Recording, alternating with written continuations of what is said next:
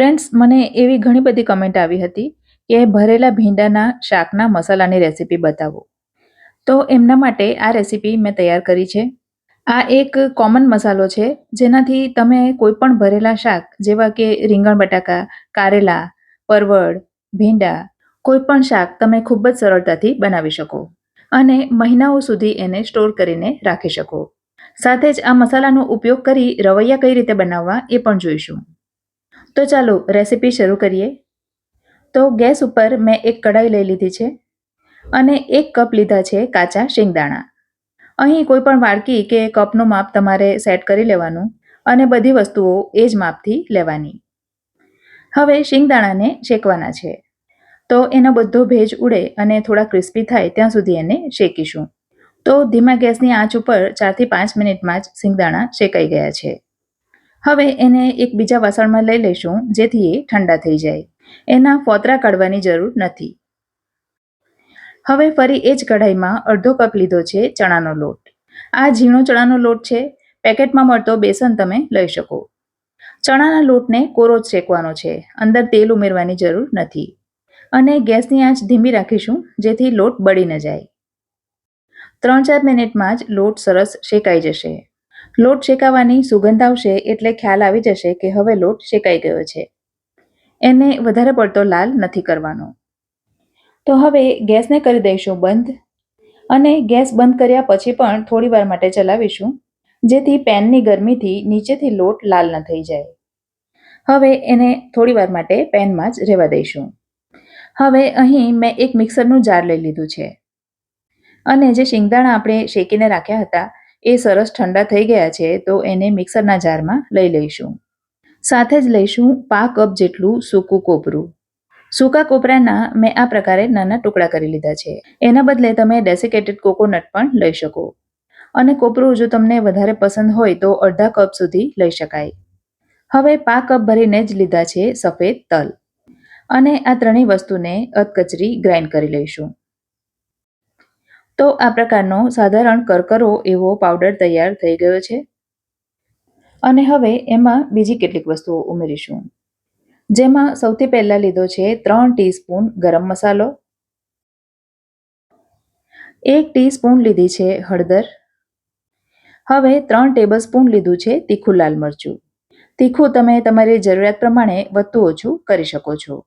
અને 1/2 કપ લીધું છે કાશ્મીરી મરચું, જેનાથી કલર સરસ આવશે. 1/2 કપ ભરીને જ લીધું છે ધાણા જીરું. 1 ટેબલસ્પૂન લીધું છે આમચૂર. 2 ટીસ્પૂન લીધી છે ખાંડ.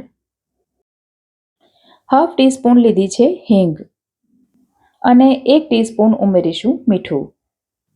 હવે જે ચણાનો લોટ શેકીને રાખ્યો હતો એને મેં ફરીથી કપમાં લઈ લીધો છે અને એ પણ સાથે ઉમેરી દઈશું અને આ બધી વસ્તુઓને ફરીથી ગ્રાઇન્ડ કરી લઈશું. તો આ પ્રકારનો એક કોમન મસાલો તૈયાર થઈ ગયો છે. જ્યારે એનો શાકને ભરવા માટે ઉપયોગ કરીશું ત્યારે લીલો મસાલો ઉમેરવો પડશે. સાથે જ તમે જોયું હશે કે મેં એમાં મીઠું, ખાંડ અને ખટાશ ઘણા ઓછા ઉમેર્યા છે. એનું કારણ એ છે કે આ ત્રણેય વસ્તુ આપણે શાકની વેરાયટી પ્રમાણે વધતા ઓછા ઉમેરતા હોઈએ છીએ. વળી ઘણા શાકમાં તો આપણે મીઠાશમાં ગોળ પણ ઉમેરીએ છીએ. માટે આ 3 વસ્તુ આપણે પાછળથી જરૂરિયાત પ્રમાણે એડ કરવી પડશે.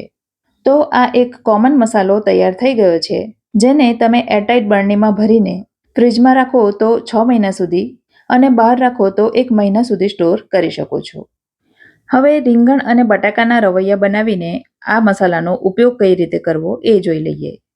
જેના માટે નાની સાઈઝના રીંગણ અને બટાકાને મેં ધોઈને તૈયાર કરી દીધા છે. હવે બંનેમાં આ રીતે 4 ભાગમાં કટ આપી દઈશું. હવે એક વાસણમાં તૈયાર કરેલો મસાલો લઈશું. તો આટલા શાક પ્રમાણે અહીં મેં 6 ટેબલસ્પૂન જેટલો મસાલો લીધો છે. હવે એમાં સ્વાદ અનુસાર મીઠું ઉમેરીશું. તો મેં 1 ટીસ્પૂન જેટલું મીઠું ઉમેર્યું છે. સાથે જ લીધી છે 1 ટીસ્પૂન જેટલી આદુ, લસણ અને મરચાંની પેસ્ટ. થોડી કોથમીર ઉમેરીશું. ગળપણ માટે 2 ટીસ્પૂન જેટલી ખાંડ ઉમેરીશું. તમને જેટલું ગળ્યું જોઈતું હોય એ પ્રમાણે ખાંડ અથવા ગોળ ઉમેરવાના. અને ઉમેરીશું અડધા લીંબુનો રસ. આપણે આમચૂર ઉમેર્યું છે છતાં પણ થોડો લીંબુનો રસ ઉમેરવો પડશે. અને હવે એમાં 2 ટીસ્પૂન તેલ ઉમેરીશું. અને હાથ વડે બધું એકદમ સરસ મસળીને મિક્સ કરી લઈશું.